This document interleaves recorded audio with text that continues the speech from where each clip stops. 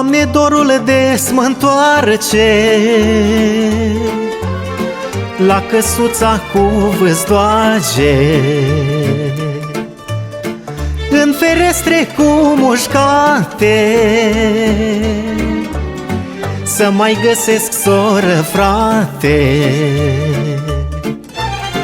Anii din copilărie s-au dus ca frunza din vie.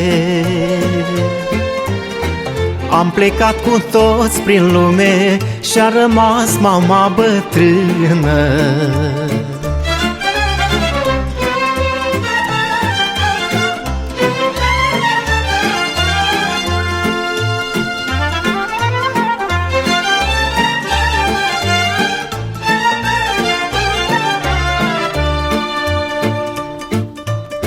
Se duc anii, trec de avalma și îmbătrânește mama. Troscotul cât prispa crește, de când tata odinește. La sârbii în căsuța veche, candela arde în perete, și la colțul cu icoana parcă o văd, se roagă mama.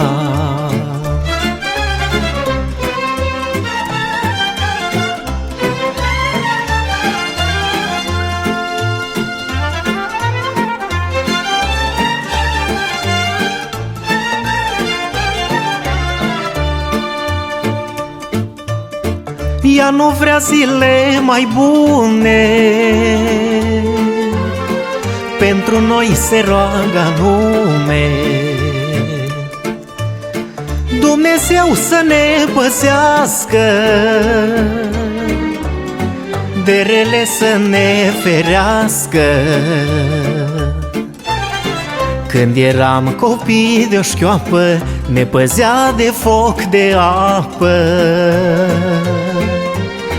Din bașeu de la Bulboană ne scotea seară de seară.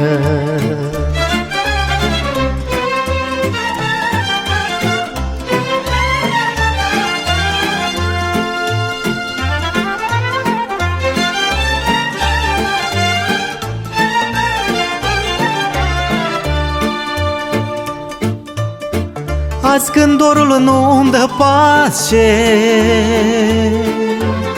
mă-ntreb mama ce mai face.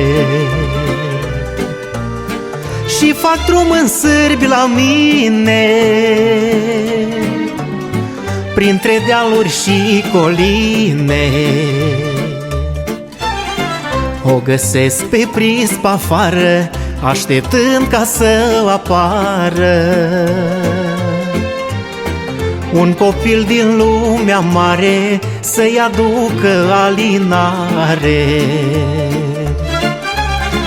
Iartă-mă, măicuță dragă, n-am putut veni de grabă, dar voi sta aproape o lună și-o-mi vorbi, măicuță bună.